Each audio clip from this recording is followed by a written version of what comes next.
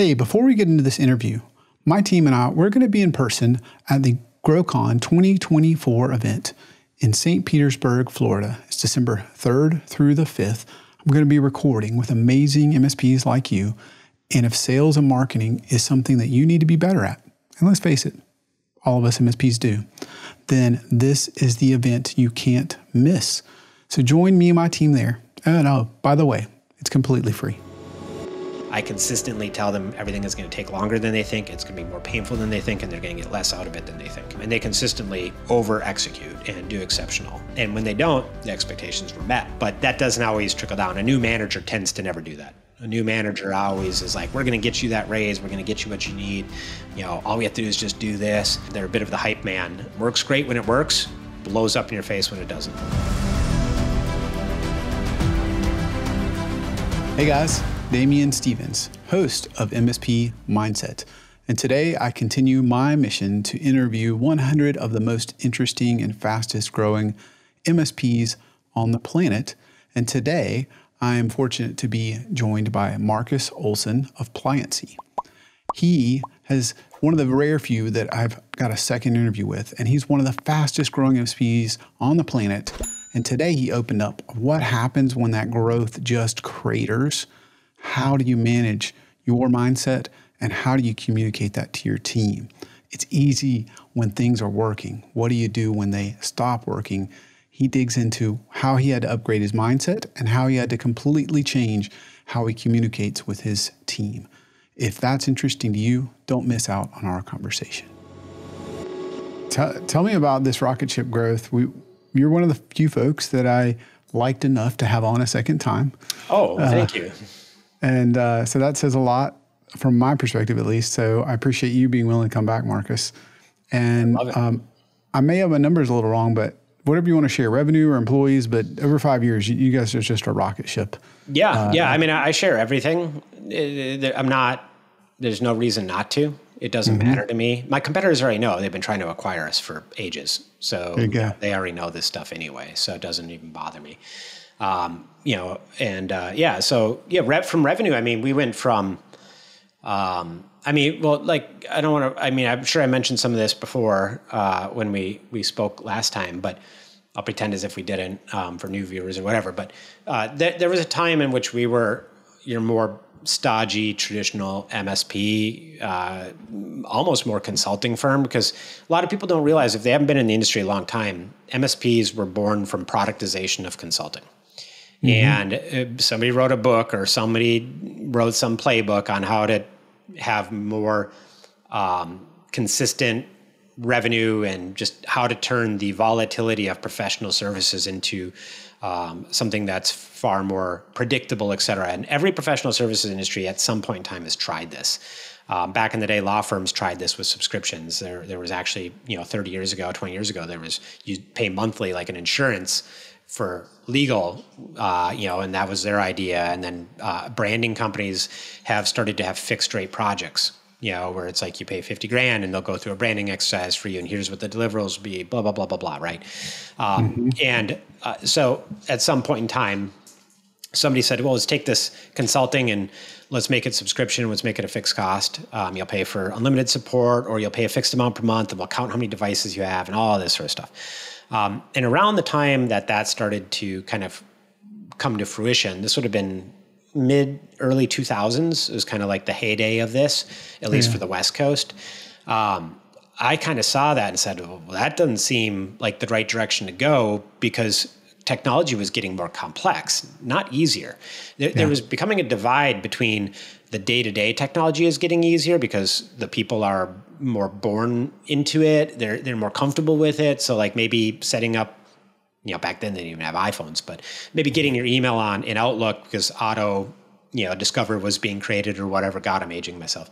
But let's say that was coming out. Now I don't need you to set up Outlook. I just type in my email. It discovers the record. It creates the own Outlook profile. But for certain things like getting this janky app installed on my machine that requires setting some registry edit, whatever, I need you for that, blah, blah, blah. But then all of a sudden virtualization came out, complex networking came out, having multiple, connections and having the balance between them and fail over, all these things.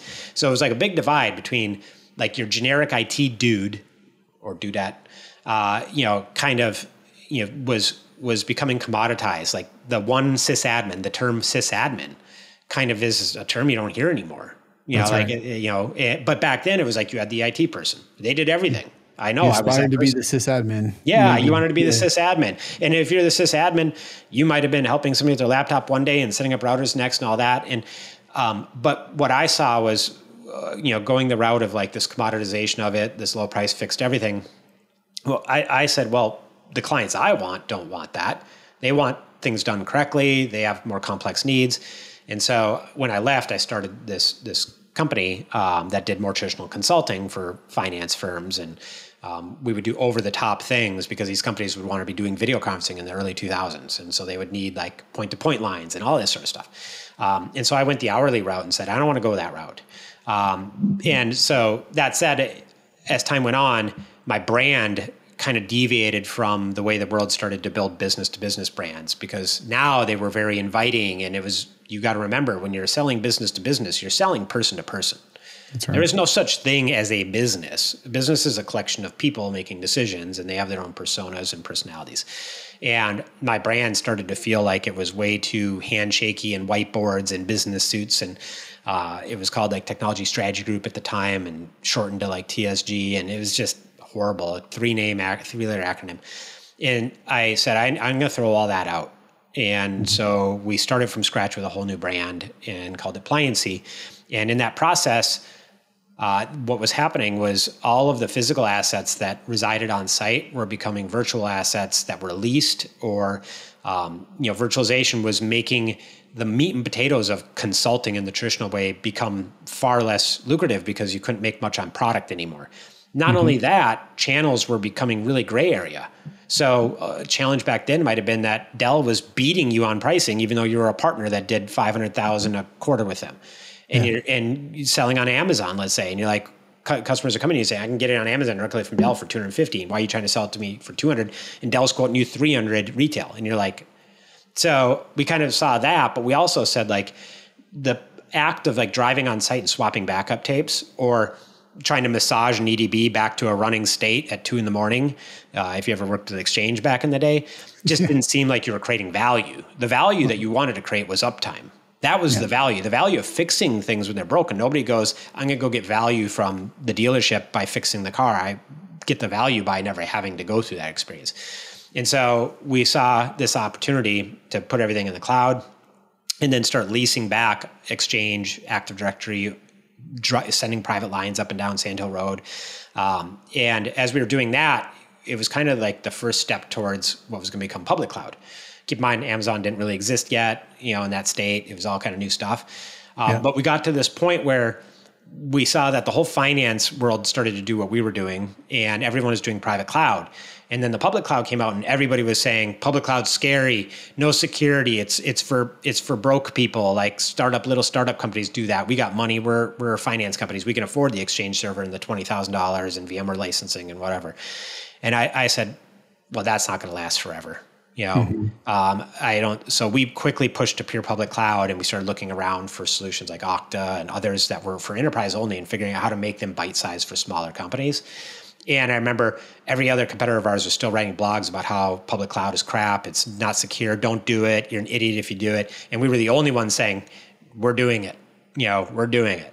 And so at that time, we switched our brand to be very like cloud focused, public cloud focused, very like different. So we went from like 10 employees when we did that and relaunched the company to within like a year, we were 30. And then the next year we were like, 60, 70, then 120, 140.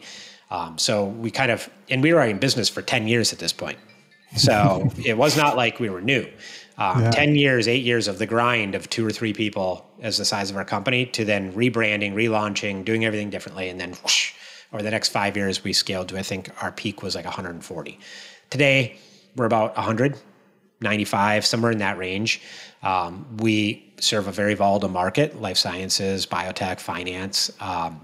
So we've been pretty hard by all the volatility in the market. We've had to adjust our ambitions, our investments. So it's been a little hard for the last 2.5 years. But I'll tell you, through that 2.5 years, you really you have to focus on like the principles and the basics, and the growth can mask a lot of the problems. And so to have a lot of, cash and growth that we had, it was like every little detail didn't really matter. It was like, just focus on getting the solutions to the customer, focus on these new opportunities. And then when obviously the economy switched and we went from 80% growth in 2022 or 2021 or whatever to 10% growth or 20% growth the next year, it was like, okay, now all this matters, and that's when we had to start really paying attention to, who we were hiring, what roles we were investing in, how we were measuring things. We started investing heavily in data to make sure, because at the size that we are now, it's really about, an analogy or a metaphor would be like counting calories and macros, like the difference between 100 grams of protein and 120 grams of protein or 130. If you're at a low body fat percentage and you're working out hard, it's pretty meaningful over a long period of time. But if you're dirty bulking and don't care, which is what we kind of did, it didn't matter. And so now that's where we are, and data has been key to that, knowing how we're doing in every aspect down to the percentile. Hey guys, today's episode is sponsored by Servosity. Servosity does two things very differently from any other backup and DR company. The first is they are maniacal about testing your backups daily, weekly, monthly, and quarterly. Last, they're crazy enough to manage the backups and take over 80% of the operations. So it's done for you proactively, but allows you to put your hands on it to be the hero when needed. If you want all of that, plus immutable and unlimited storage, make sure to take a look at servosity.com. So there's a lot there to unpack. Let me try to break down a few of those. Yeah. Crazy growth. Most people would love to have. Amazing. What I also love about the story, right, is the years and years and years of grinding at 2 or 3. And then, it's like you crack the code. And after that many years of growth, I think I would be pushing for growth. I mean, just to keep up with that level of growth, like that's what I would be doing. I'd also probably be pretty, I don't know if you were, but I'd probably be pretty cocky and arrogant after going from that to that, and thinking I had all of a sudden figured it out. Oh yeah, yeah. It's a humbling experience. It's a humbling experience, but to go from what felt like an unstoppable beast to having the average growth of an MSP, which might be 10 to 20% year over year, but everything is within the context. Everything has to be graded on a scale. And early on, when economies are impacted, most people don't want to pay attention to the macro. They ignore the macro. But then as it goes on for a year or two, then suddenly people accept the macro. And so you have to kind of grade on a scale. And I talk to the biggest, competitors of ours frequently. It's another thing is, when you get to a certain level, you realize there's more than enough growth to go around, and you don't really compete with competitors per se. You're not after each other. You just, it's a $143 billion market. And so oftentimes you're kind of in your corner and you overlap 10% or something, and that's okay. Yeah. It's more important to talk with them to understand, what's working and what isn't, what they are experiencing. And, it's not as competitive as one thinks. You're competitive when you're small, which is so funny. When you're really small, you're just so competitive with everything, but then you get to a certain level and you realize it's not necessarily zero sum, and there's 20,000 of us and you don't have any secrets. And the irony is that when you get to a certain size and you do start talking to these other competitors, you don't talk about your stack. You don't talk about, the industries you serve and whatever. You start really focusing on the habits and the macros that really are not specific to an MSP that's just running a business, which would be what's the hiring like right now? What's the sentiment of employees right now? What is, this, what is that? And those things are really just kind of universal to any company. And I know a lot of people that run different size companies, and we never talk about what we do. We talk about what we're experiencing with the core concepts of hiring talented people, attracting talented people, meeting their expectations, communicating their expectations, what to deal with the market and inflation and all that sort of stuff. It's been a humbling experience, but I think it's necessary. I think going through these sorts of experiences of rapid growth means next time you do it, you might make smarter investments. You might be more disciplined with certain areas. No business owner is going to stack away millions of dollars to pay payroll if the demand drops 40%. Like that's not, I think that's where first people's mind goes is like, oh man, if we had been more disciplined and blah, blah, blah, we would have the resources to retain all these people. And it's like, man, you wish you could, but it wouldn't really make logical sense to be like, well, we lost 20% of our business, but we're going to keep a bunch of people on the bench. Right. They don't want to sit on the bench either. No. So, it's more or less about like making investments that, protect your downside when things get ugly, which means maybe a broader line of business offerings that you might do, or having something to invest in that can drive outputs when needed. Take advantage of the market. If the market goes down and the competitors didn't have that money stacked away, now you have something that they might not, and you can do something that they may not be able to do. But of course, when you're rapid growth, oftentimes you are borrowing from yourself to pay for your future self, because every hire you make, every client you take on has delayed revenue. It has delayed outcomes. And so what ends up happening is you have to hire 3 people to serve the 5, 7 clients that are coming on in the next 2 weeks. And you are constantly doing that. And then it's like musical chairs. Yeah. Now there's 10 more clients not coming in, but you had been hiring in preparation for that because you had years of data of that. And so that's kind of something you learn. And, when things get heated, you start to pay attention. You're like, this can't be sustainable. Yeah. But yet we all get caught every time. I'm 43 years old. I've been through this 3 times. You'd think by now that you would know when the market is heated, and yet we all get a little bit delusional during it. And it becomes the new normal, right? It does. It does. I mean, it's like boiling a frog. The market doesn't heat up overnight. It takes years and years and years, and you become accustomed to it, and then you don't even realize you're the frog that's being boiled. But yeah, that was a very humbling experience. But I think it was if there's one thing that I love is the best entrepreneurs really roll up their sleeves when everything goes wrong. They're willing to take more risks. And it's very interesting that once you have everything that you want, you become afraid to take risks. And when you don't have anything, suddenly you're a risk taker. And so that's something that creeps in as you scale, is you don't want to take risks. You don't need to. We don't need to do a new offering. We don't need to change this. We don't need to have that. We don't need to worry about that. It's working. Yeah. Then when it's not working anymore, suddenly you're like, we need to change this. We need to do this. We need to try that, or else, because the consequences of not changing become greater than the consequences of changing. And so your risk kind of shifts, and then entrepreneurs really like that because it's also easier to communicate that to the company, because now the company sees that things aren't working and they're more willing to take that risk and make those changes. So we've done a lot of changing in the last 2 years because of that, launching additional brands, changing our pricing structures, changing how we sell our technology. We used to be like a 1 SKU company. Now we're like a 4 SKU company, getting into different specialized services, broadening our scope of the type of things we'll do for certain clients as opposed to being really narrow. Some of that comes with just being sizable. If you just want to sell one product, like 1 cup of coffee, that's the best way to get a business off the ground. But once you have a line out the door and you want to launch another location, weird customers start showing up and saying, well, this is BS. They only sell coffee. I also want a Danish. Yeah. And then you succumb to their requests. So then you're like, all right, we got enough people wanting a Danish with this too. All right, we'll sell a Danish and coffee.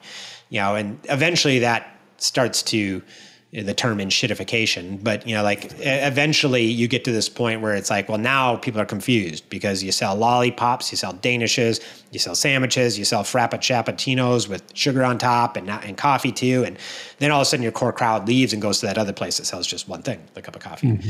The world will always do that. There's no way around that. But that's the cycle. And so we're at that point now where we're like, we have enough people asking for Danishes. And so we're starting to like broaden our spectrum of what we do. And it's easier to do that right now because people are like, we got to do more for growth. We want to do more. We want to grow even in this economy. And so you kind of grow like this as opposed to like this. Tell me about the challenges in managing expectations with your team when you have such a rocket ship. And it's so easy to do. Buy on to Rocketship, right? Managing expectations, well, first of all, people are inherently impatient.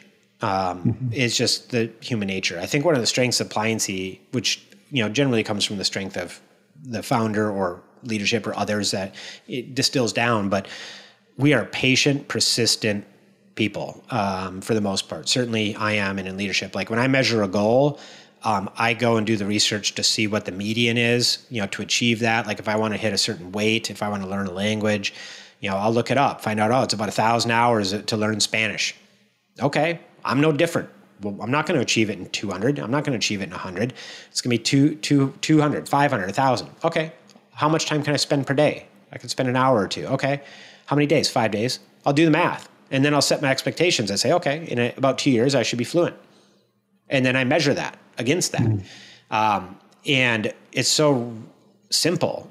But for whatever reason, every person that wants to diet or do anything goes, I want to lose 50 pounds by next week. And if I measure calories, I guess it's 3,600 calories in a pound. Okay, I'll do the math. I just will eat one raisin per day for the next month and I should get there, right? But yet there's all this information and there's millions of people that have done these things and they'll all tell you, an experienced person will tell you it's far more difficult than it's the whole, whatever that concept is around, like the less you know, the smarter you think you are, and so over time, we've just gotten really good as a company. I have, as an individual talking to myself, gotten really good at setting my expectations, like it's going to take a couple of years to get to this. And why do I believe that? And I think when you have hyper growth is that kind of goes out the window, because somebody's typical career trajectory might be that for the first 3 years of their career, they might get substantial 20, 30, 40% pay raises every year for the first 3 years because they're quickly learning enough skills to be competitive. But then there's diminishing returns after that. Yeah. It might take you 10 years of doing something to get from, a manager level to a VP level, but it only takes you about 2 years to get from like the junior individual to like, the senior, and when you have hyper growth, that gets even shrunk even more because companies will take more risks. They have to. The market's too competitive to find somebody out there. We can't get applicants. We want to promote within. We need somebody. You're pretty good. You're doing great. You've met all expectations. We're going to promote you, blah, blah, blah. And so like, there's this huge, like what's happening to you as an individual in hypergrowth is also happening to the company, which is a normal company might grow 10 to 20% year over year. Suddenly you're growing 50 to 80. Your own expectations get skewed. You're like, well, why wouldn't we next year grow 50 to 80? Right. We did the last 2 or 3. The data shows we would, right? But that's obviously not sustainable and realistic. And so I think it's hard to set the expectations and meet them when you might say it's going to take you 2 to 3 years to get from this position to this position, but then you're seeing everyone around you and you just got it in a year. And so it kind of creates this fog. And I would say over the last 2 years, I think reality has began to set back in for not just business owners, but employees and everyone else. Okay. Promotions every 6 months are not realistic. It's not an employee's market anymore now. Now it's a company's market. And I'm competing with 500 apps. We put a job out yesterday, 2 days ago. We had like 480 applicants in the first day. Whereas that might've been 200 2 years ago. So it's more competitive. So expectations need to be reset. So now where we are on everything is, let's get back to like what is typical, right? Like how long might you need to do this particular role? How many hours of this role? What are the expectations? I think naturally as a manager, as a friend, you always want to kind of hype people up. And so you might say things like, I bet in a year you could get to this. If you keep this work up, I mean, you're killing it. You're going to get here.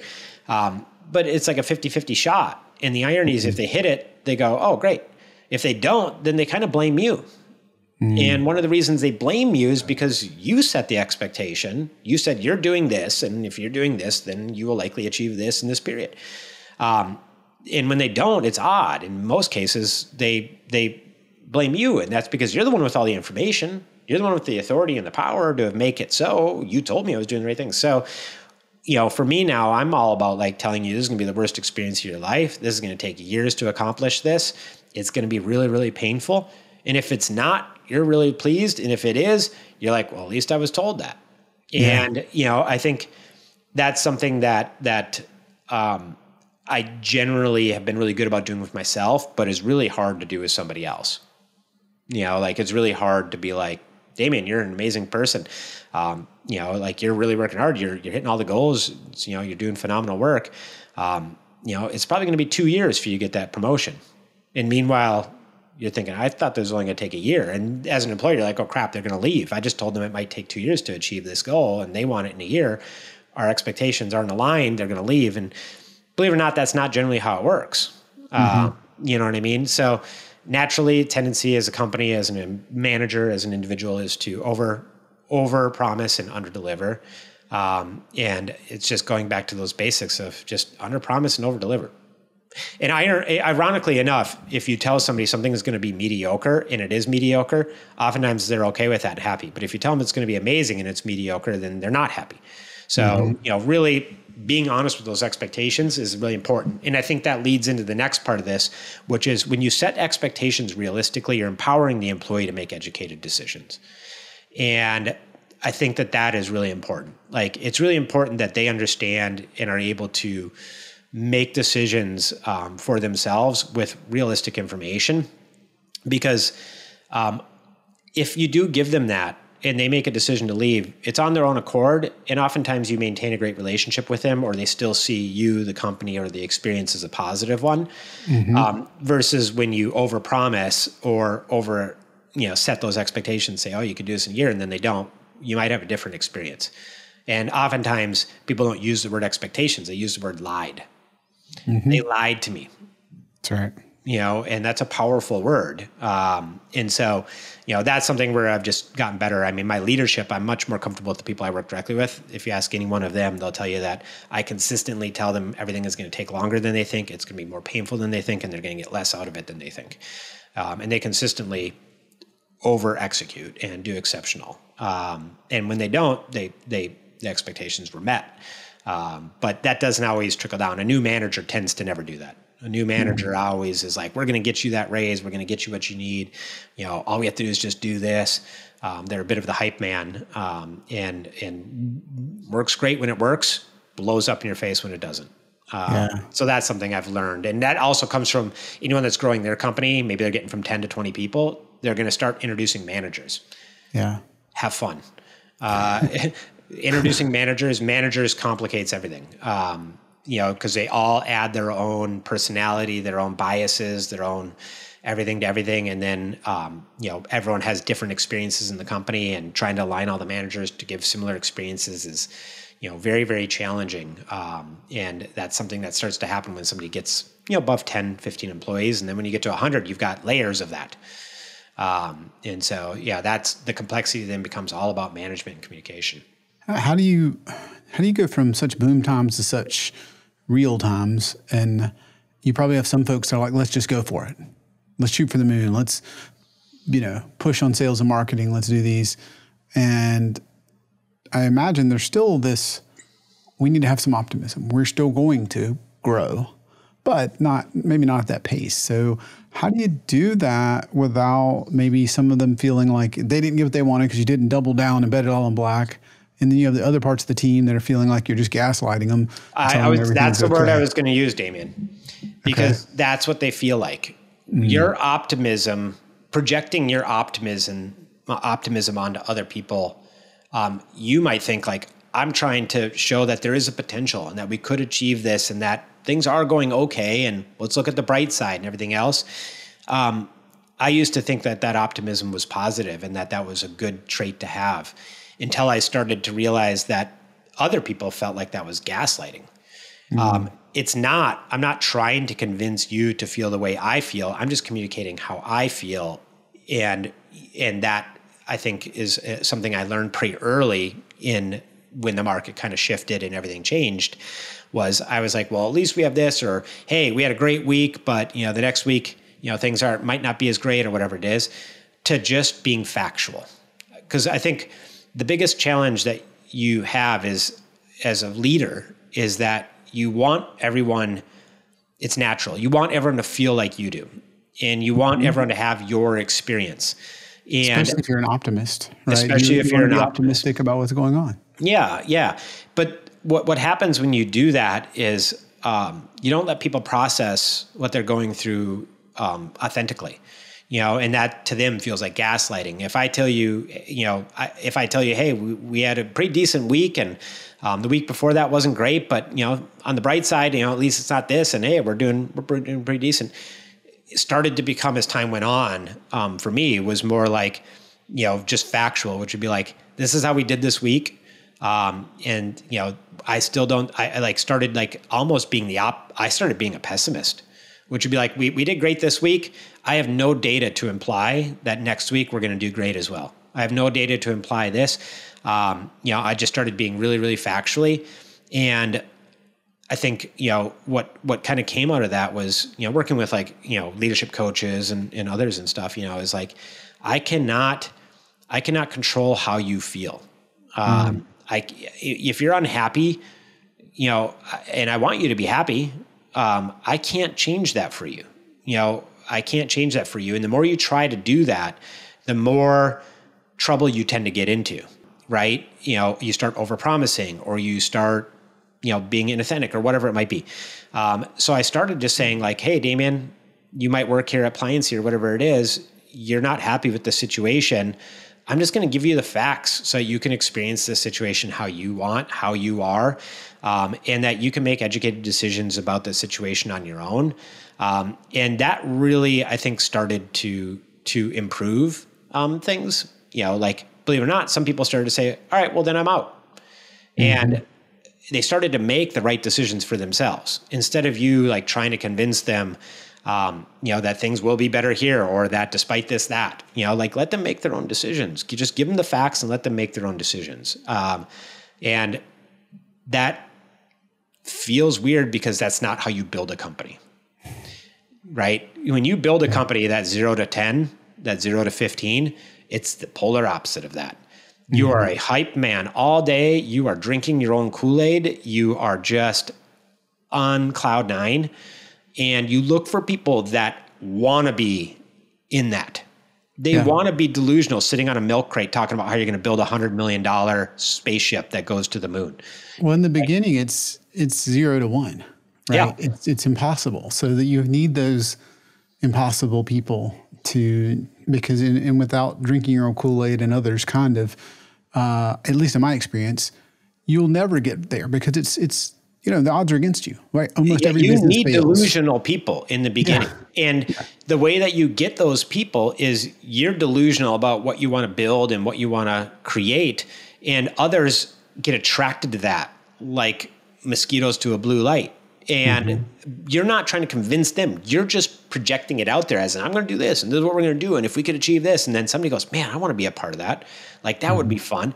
And then you bring them to your office, which is your freaking living room, and you got an IKEA desk with a crank on it, because that's your sit-stand desk and a couple Office Depot chairs, and you're delusional as a team.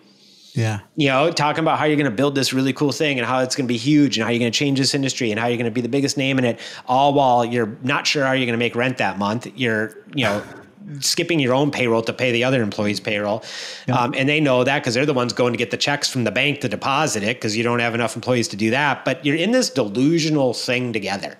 And that's required because you will never attract talented people if you're not that. Because if you were just super like, we're probably not going to build much of a company here, it's probably not going to mean much, we're not really trying to do anything too crazy, then those types of people just aren't going to be attracted to that. But once you get to a certain level, 100 people, and you got all these mechanisms and things moving and blah, blah, blah, blah, that doesn't work anymore. To some degree, that really doesn't work anymore. And you can do that in like isolated environments. Like maybe you do that with just somebody in leadership that like is building something, or you have that rapport with, or whatever it is. But like you have to kind of contain that, to some degree, because otherwise you can't communicate clearly to your employees. Because if you're always dreaming about how big it's going to be and how you're going to do this and how you're going to change that, then, by the time it gets through the 3 to 4 layers to everyone in the company, they're confused. I thought we were doing this, but now we're doing that. Wait, we're going to the moon. I thought we were building electric cars, right? Like whatever it is, so that was something where I had to go through a pretty big transformation of not being the kind of crazy person that I am. Keep in mind, like many people knew me from Reddit. I used to go by a name on Reddit, and when we were 2 or 3 employees, and I told everyone I was going to build what I have today, but I was only 2 employees, and I was constantly attacked on there, like you're crazy. That's not impossible. Like nobody's going to buy that. That's not how it works. Nobody does that in the industry. We all do it this way. On Reddit, that's the reception you would get. Yep.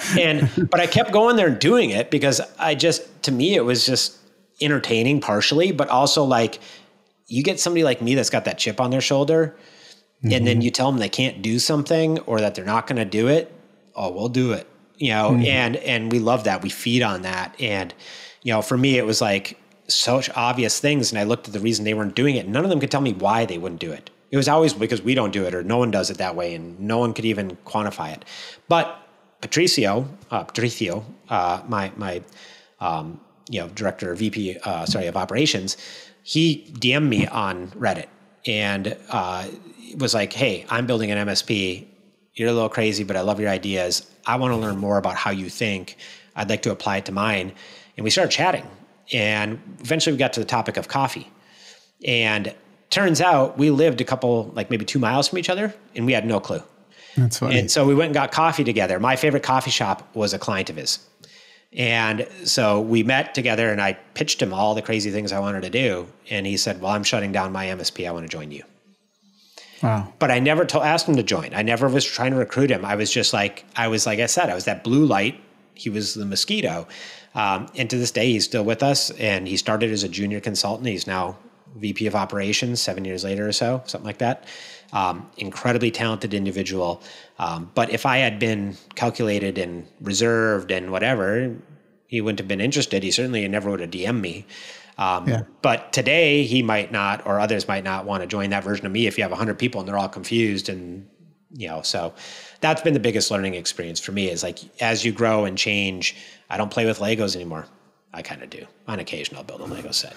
But you get the point. I don't want to ride around on a little like push tricycle anymore. Well, why? Why did I enjoy it then? Now I don't enjoy it now. Like you have to adapt and change and grow, and that your leadership style must as well.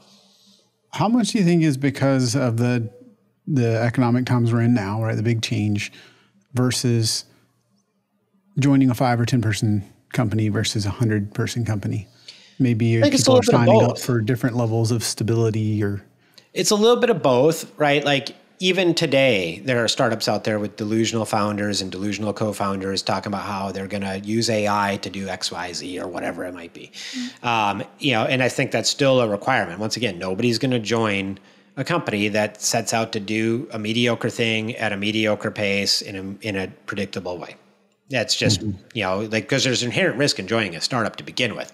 So why would you want to take the risk of the company being gone in a year for an experience you could have that's equal at a company that's got 10,000 employees, right? So there's that ecosystem of balance there. But what I think in terms of like my change, to me, it feels like you make the biggest growth when you're forced to, and so my biggest growth has always been when I had nothing to lose.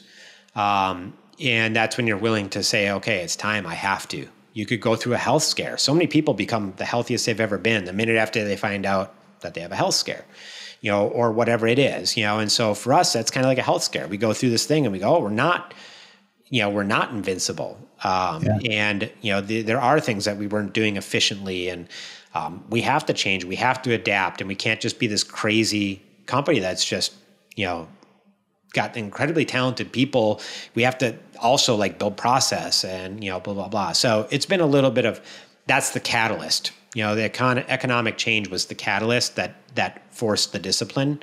And that's kind of now where we are. And I was telling you earlier, the biggest challenge, like going from like 40% to 15% body fat or 10% body fat, is when you go from 40 to 30, it might just mean cutting out Coca-Cola or mochas.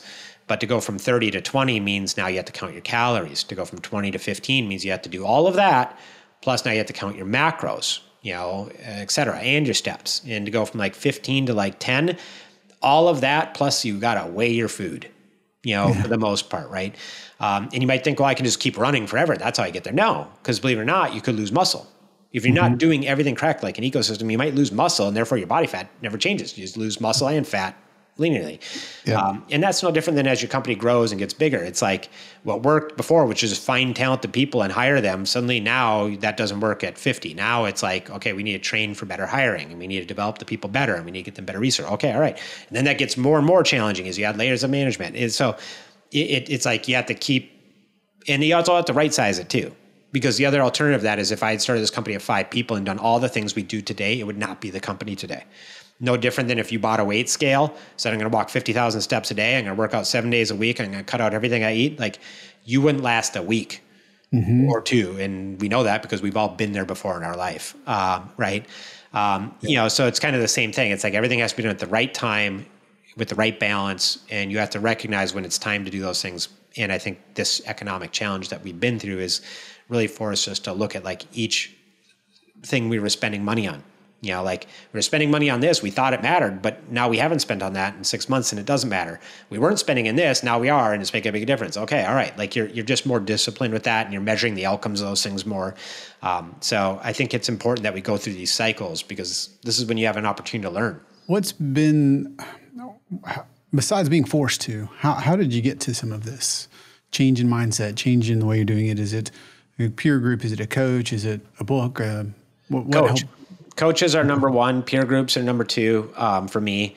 And when I say peer groups, I really, for one, do not believe in peer groups of people trying to accomplish the same thing in business, because to me, business is universal, right? It's getting talented people that want to create value for customers, communicating, marketing. It's really just core basics, right? And so I generally have peer groups that are completely different companies, completely different industries. And yet, we have the same problems. And so to me, I like that, because it kind of shows like, hey, you're not unique in this challenge. You can't avoid this challenge. When you get to 100 people, it doesn't matter if you're selling hot dogs or an MSP, you're going to have the same communication problem. And I also like that different industries have different habits on how they solve them, because they might talk to their peers in the same industry and they all do it this way, but this industry does it this way. And I grab from those and I test them and apply them to my industry and to what we do, because they all might work in different ways. But yeah, I try and avoid like an MSP peer group, and instead I look for companies that are the same size as me, a little bit ahead of me ideally, and I find those to be the most valuable. And then coach is great if you're the type of person that has a lot of ability to self-reflect. Internal locus of control is what I call it. And I mean, one of the most important traits that anyone can have is internal locus of control, because it gives you so much control of your life. When you start thinking of everything that I've done is because of me, suddenly you're empowered in a way that hard to describe to anyone that doesn't have that. Like everything you look at goes, even though I didn't crash into myself, that dude ran the red light. How could I have marginalized that situation a little bit more next time? Well, I didn't check left and right as I went through a green. Why would I? Okay, I'll do that now in the future, right? That might allow me to avoid that. And so like you just take control. And so to me, working with a coach, if you're really good at, that self-realization or internal locus of control, is so powerful, because they can hold you accountable to yourself.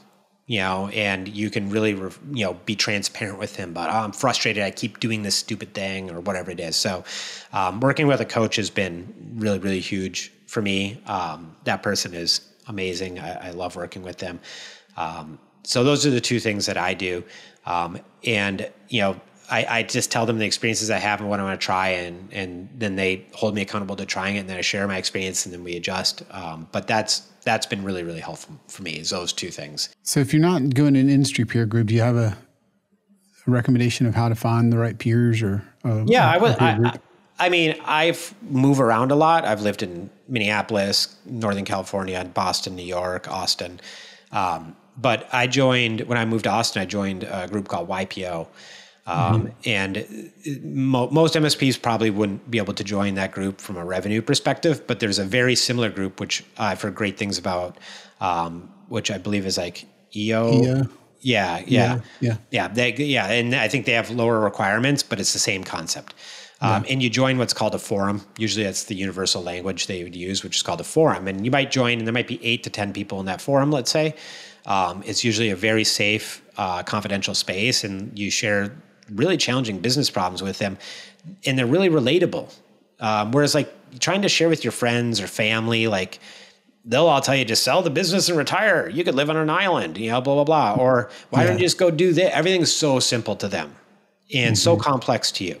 But when you get into one of those peer groups and somebody that's in the same boat as you gives you advice that's opposing to your belief, then you start to really listen, because they're like, I thought that too, but I was wrong. You actually can take a vacation. For 10 years, I didn't take a vacation. It's like, I'm the boss. If I take a vacation, all the employees are going to think I'm lazy, or that I'm taking advantage of them, blah, blah, projecting, right? And it was like, then I joined this peer group, and they're like, no, what you're actually doing is you're making them compete with your work ethic. And you probably don't even realize that what you're doing is creating a lot of guilt. And I was like, oh God, I thought the opposite. I thought that I was feeling guilty if I didn't work harder than them. Yeah. Like, and then it was like eye opening. Yeah. I went on a vacation and everyone was like, it's about time. And I was like, I thought you all were going to think I was being lazy or something. So yeah, I really, the EO one, YPO, there's plenty of other ones out there, but my advice would be choose one that's hard to get into, not just financially, but maybe it's a grueling interview process or it takes some time. Because what you really want from that group is commitment and engagement. So you want one that has like really strict attendance requirements, vets the people well, does a lot of interviewing with the people, so you get a really quality group.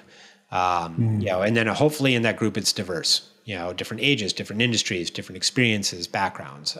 That has been huge for me. And the great thing about that is you start to meet others in other industries, and it starts to really feel like you can build a peer group of others that are going through similar experiences. Me personally, no one I really know, none of my friends own businesses or, do this sort of thing. So I never had an outlet for those conversations, and I never felt comfortable having those conversations. And now I do. So I would advise that. Yeah. Yeah. And I love your input, but it seems like as you grow, there are different issues. And, there's a lot more 10-person businesses than 100-person businesses. So, it just, the people that are peers in the real sense of the word, they're fewer and far between. Yeah. And I think it's also really important to have people that are way ahead of you, people that are behind you, people that are in your same size. Like the advice you might get from somebody that's got a 10,000 person company, if they're really speaking about what they're doing with a 10,000 person company, is probably not relatable to you. But if they talk about how they went from 100 to 1,000 and you're 100, well, that might be really relatable. You have to really humble the crap out of yourself. Many small business owners, myself included, are not used to being around others that also own a small business or in the same situation. And they might feel like, it's some sort of like competition. And I think it's really important to humble yourself and, seek out people that are smarter than you, people that are further along than you. The goal is always to be the dumbest person in the room, and seek out those rooms, and that's where you'll learn. Immerse yourself in that. And so that's my advice is like, find people more successful than you, do whatever it takes to hobnob with them. Don't, it's not like you can't take advice from people that are not as far along as you. They have different experiences. Certainly you want all of it, but if you want to be the big cojones in the group and everyone else is trying to start their, small one-man business and you got a 10-man one, what are you going to learn there? You really have to balance that out. Same thing, same question, but about the coach. What would you recommend? That one's hard because the experiences are so different. They're unique to everybody. For example, like somebody like me, it's all about really knowing yourself. And somebody like me, I'll tell a story because I tell a lot of dumb stories, but here's a story. My ex-fiance and I lived in Boston together, and we both wanted to work out, and we went to the gym and we got personal trainers. And she did not like my personal trainer. She was like, I don't know why you want to see her. I don't know why you enjoy going to her. She's very cold. She measures everything you do. She doesn't make any of it fun. Meanwhile, her personal trainer's got those little rubber feet where every toe is individual. And like they're doing cartwheels down the gym and like doing like shadow boxing and like not measuring anything and like just having a ball over there. Yeah. And I wouldn't last one day with that personal trainer because at the end of the day, I want to know, how did I do? I want to measure that input. I want to make sure I'm progressing. I want to make sure that I'm doing everything right. And I want somebody that's going to hold me accountable to that in a way that makes me uncomfortable because I hate disappointing people. So the idea would be like, that person wants to see me achieve this goal. I don't want to disappoint them. And I'll measure my progress and I want to be realistic. And so that was mine. And I had a great experience after going through 3 different personal trainers over years. I had the best experience with this particular one. And hers, she worked with one like that once where we shared one and she didn't progress at all. She didn't enjoy it. She didn't want to go to him anymore. And I worked with one like hers one day or for a couple of weeks and I didn't progress at all because he let me skip them if I wasn't feeling good that day. The one that I worked with at the end that I'm talking about, where I had the best results, she asked for my Google Calendar, because if I told her I couldn't make one this morning, she would find a gap in my calendar and book it later that day without asking me. And I was like, and my fiance thought that was crazy. And I was like, nah, it's working. So I don't want to give anyone advice to find, just make sure that you really know yourself. Like, look back at all the experiences you've had, learning things, advancing at things, enjoying things, and like figure out what it is, that personality or way of interacting with somebody that drives you the most to get to a goal, and exploit yourself. If you're the type of person that hates letting people down, then find somebody that books stuff on your calendar without asking you, and they want you to achieve a goal almost more than you want to achieve it. That's like the hack for me. I find somebody that's like wants to see me succeed and does that, and I achieve incredible things. But if I find somebody that's like super friendly and like patient and blah, blah, blah with me, I exploit myself. And I go like, oh, I don't want to go today, or oh, I'm not feeling it today, or yeah, I'm going to slack on my, self, learning on this. So for me, I found somebody that holds me accountable, is super honest with me, is very invested in me, like genuinely invested in me. And that worked for me. But if yours is entertaining and makes it fun and whatever, then go for that. But I think that the most important thing is like really understanding and looking back historically at what has worked for you. When you've achieved a goal, what did you do? How did you do it? That kind of thing. So you've talked a lot about it, but what's one of the biggest changes you've had to make in the last couple of years with the huge change in Pliancy? I mean, it goes back to, there's a saying, I can't remember it. You probably remember it, but it's like, like shipmate, crew, or whatever it is. And for anyone listening or whatever, the idea is like, like you have to take care of the boat first. If the boat doesn't float, doesn't matter, right? And so in the context of like the business and myself, I realized like when I was stressed out, 2 years ago, because the rocket ship of 5 years was no longer a rocket ship and it was flat or whatever it was, and I was constantly like looking at that numbers and going, what's going on? And trying, like I was just stressed out and like whatever. And I was working crazy hours every day, I was like, and I had a sick dog that had kidney failure at the time. So I had to bring her to the vet like 3 times a week. And like, she required a lot of care. And it was like, I wasn't taking care of myself. And it was impacting my decision-making and like, that kind of thing. And so I say in the last 2 years, I worked like that for like 15 years. Like I worked 16 hours a day, 7 days a week. I had no friends. I had nothing. I just was obsessed with my clients, frankly. And then eventually the employees too. And in a way that was like unhealthy. Gained the most weight I'd ever gained, was the least healthy I'd ever been, had the least amount of friendships, and like didn't go on vacations. And that started to impact my decision-making and my risk tolerance and like everything. And so I started really making sure like, how am I feeling? Okay. Because if I am not feeling great, if I'm not feeling like, I'm in this and I'm enjoying it or whatever it is, then it's going to trickle down. So that my biggest change was like, realizing I'm 43 now. I've been running this company 16 years or whatever it is. I've been working, suffered relationships because of it, because of how much work I did and everything. And like now I'm like making sure I'm taken care of and like have a hobby, whether it's learning Spanish or whatever it might be. So I'm feeling fulfilled. And then that tends to transcend then into work. Now I communicate with people and I trust people. And, so that's been my big learning thing, is like really putting myself first, for lack of a better term, because if I don't, I can't put on other people's masks. I can't help other people. And Phil's really selfish to a Scandinavian. It's kind of like a foreign concept to Scandinavians, and Midwesterners. It's like, I'll give you all 4 tires off my car if I had to. Oh, don't worry, I'll walk.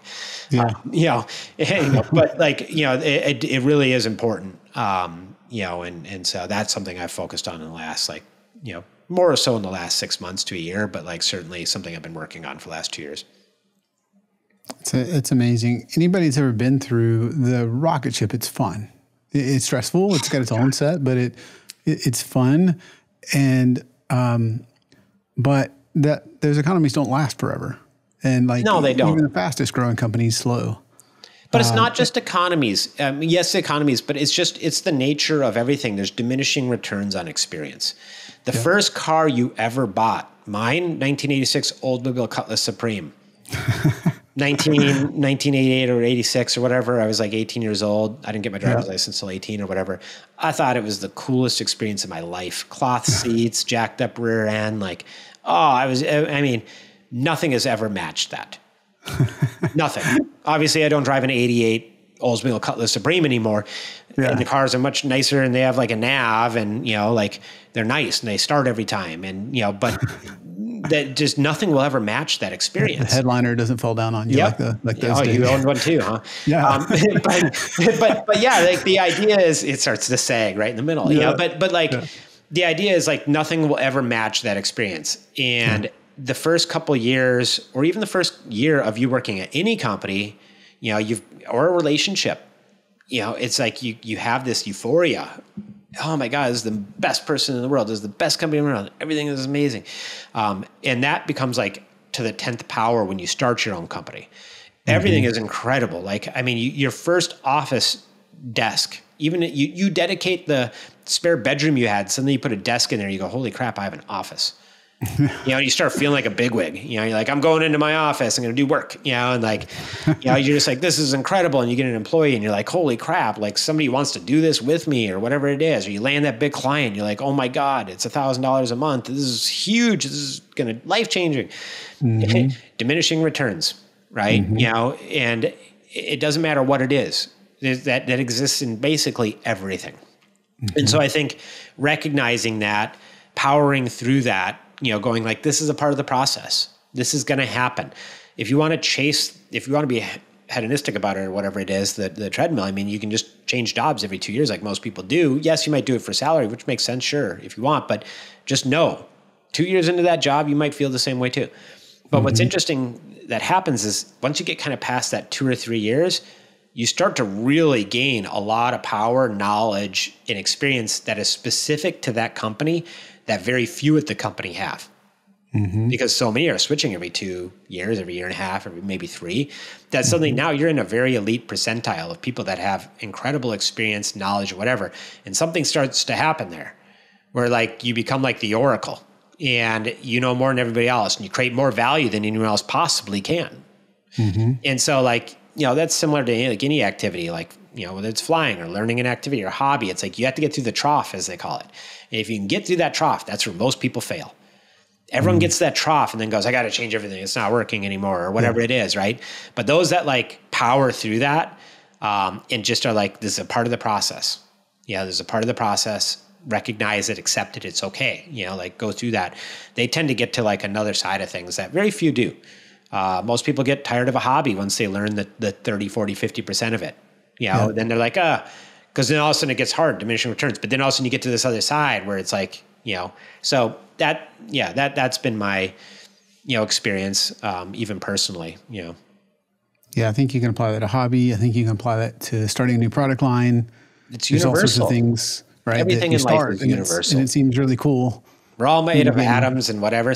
Like everything is universal, whether it's a hobby, an experience. I mean, it all relates back to the same concepts, the same ways. And that's why I'm just hyper fixated on how do you build habits? How do you measure things? Like how do you set realistic goals with expectations with yourself? And then learning how to apply those principles to everything you do, because it's universal.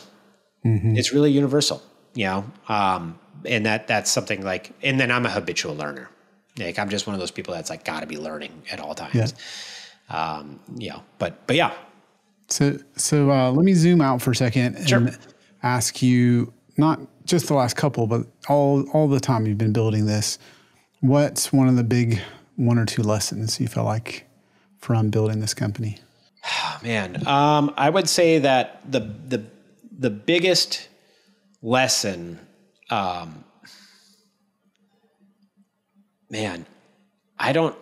weird as it sounds, I don't know a lot of people that own a company the size of mine, or even maybe 20 people or 30 people and up, that would do it again. And I'm telling you from experience of talking to dozens of them, they're all happy they made it, but they would not do it again. And so it's just like, it gets harder and harder as you progress through life and get older and older to do dumb things and almost all opportunity resides on the other side of something dumb. Risk taking, whatever it is. And so for me, like the lesson I've had as this company's grown and whatever is like to keep kind of like asking yourself, like, am I uncomfortable? Am I doing something uncomfortable today? Am I being uncomfortable? Am I seeking complacency? And make sure that you're always like building that muscle, because it is kind of a muscle.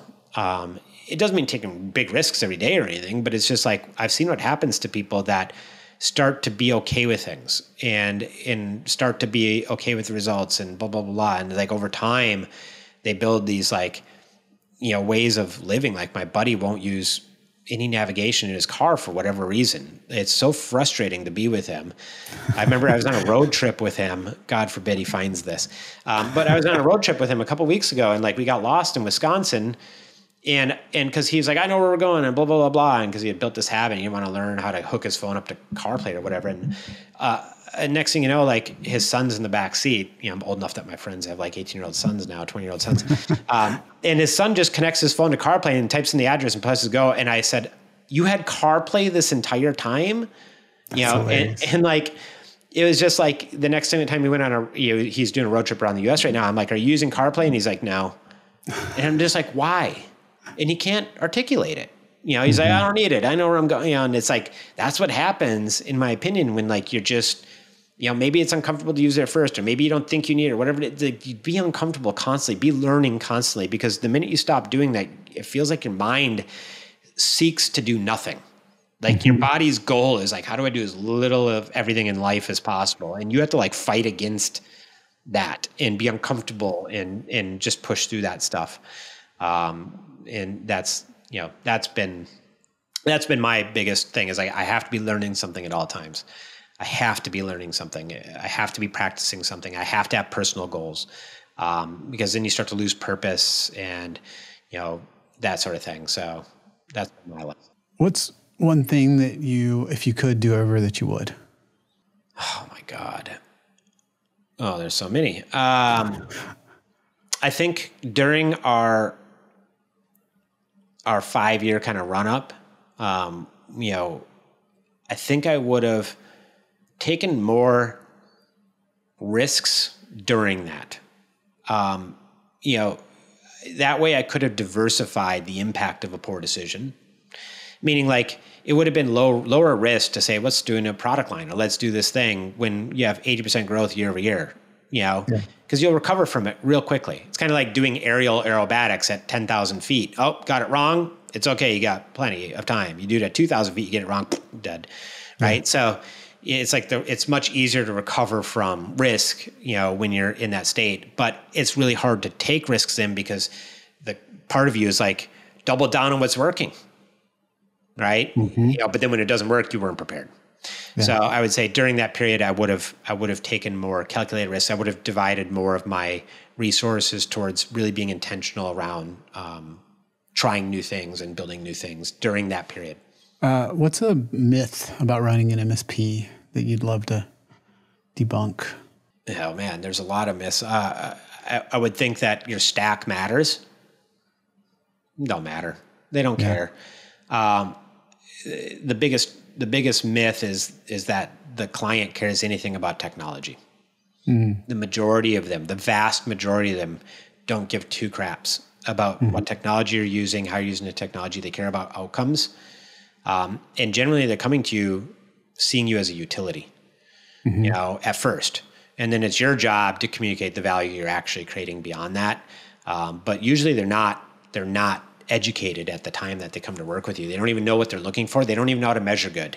They don't even understand the technology you're using. So the idea that your tech, your stack, any of that matters is really rudimentary. What really, really matters is how do you communicate why they should choose you as opposed to somebody else? How do you fit their needs better? Why are you the right person or the wrong person for them? And then really same goes with attracting talent to your company. It's the same concept. What's, let's again kind of zoom out. What's something, whether, I don't know if it's industry that's changing, economy, there's all kind of new things, new tech, what's something or one or two things you're looking forward to? I'm looking forward to Man, I guess I'm looking forward to getting to the point where it's specific to us, but I'll also talk about in general, but like getting to the point where we have enough data that we can start really, really analyzing that data to do all kinds of interesting things. Like what if we were to throw AI against our data to figure out when the busiest hour is or what the most common problem is? And I know those are obvious things that are pretty easy to do with Zendesk and other things, as it is, but there's so much more context when we know even more than just that. It's not just a ticket. It's not just using natural language processing on that. But I think getting to this point where like you're always getting the right kind of work to the right kind of person at the right time, I think AI will help with that. Large data sets will help with that. But getting to that point where you reach this pinnacle of efficiency, because I'm just one of those people that's like obnoxious about efficiency, but I think our businesses require it. Professional services certainly require it, and larger businesses require it. As your business gets bigger, it gets more bloated, it has less gross margin, thus less net margin, and you're constantly fighting against that erosion. Because you could look at a company like Toyota, and they might have like 19% margins, and you're like, Jesus, how are they in business, right? And you look at some other big companies like an Accenture or whatever, and they may have like single-digit margins, and it's like, well, it's because there's just compounding waste in running the machine and everything as it grows. And so for me, it's like constantly finding, using AI and large data sets and whatever to really find these really efficient things that you can do is like a great way to make sure that your company always has enough resources to innovate and to change, because at a certain point, you'll get to a certain margin where you no longer have the capacity to take that risk because you don't have the resources. It's easy to do it when you're small. You have nothing but that. No overhead. Take big risks. But as you get bigger, it gets harder and harder and harder. So efficiency, AI, large data sets. That's where I'm excited. What's one book you would recommend? Atomic Habits. There's two books I recommend, and I started recommending Atomic Habits instead of the other one because I think I confused a lot of people with the other one. Okay. The two favorite books are Atomic Habits, most powerful thing in the world. If you could just learn how to build habits, you're unstoppable. Number two is Diffusions of Innovation, 7th edition. And that's a book that Crossing the Chasm was like kind of a snippet of. Everyone's probably heard of Crossing the Chasm. It's kind of a Silicon Valley, it's like the Bible of Silicon Valley. But Diffusions of Innovation is like the long form version of that, which is like understanding how innovation is adopted by people and, when the tipping point, it's just conceptually talks about how people change really. And I think that's a fascinating book. It is a dry read, but it is a fascinating book. Those are my two favorite books. Marcus, for anybody listening that would love to reach out and connect, what's the best way to find you? Marcus@Pliancy.com. Just email me and I respond and take meetings with everybody. I've never turned down a meeting and I've never not replied to somebody. So, reach out to me. I'm always happy to chat. I love everyone in the industry. We're not competitors. I'm not looking to compete with anyone. I'm not going to steal anyone's ideas, and I don't hoard my own. But I think it's a big industry. It's a $143 billion industry, and there's 20,000 competitors. I think if we all worked in concert to understand the customers, the challenges, where the industry is going together, we could all get to a better place, because 99% of MSPs today are just dragging and grinding. It's just a very challenging industry. It's very hard to be so segregated. So, it's just a really, really, really challenging industry. And I think collectively, if more got together and joined forces, whatever it might be, I think we could really change the industry. And it doesn't have to be a grind. Make sure to take Marcus up on the generous offer. Marcus, thank you for being on MSP Mindset today. Of course. Awesome. Thanks for having me, Damien.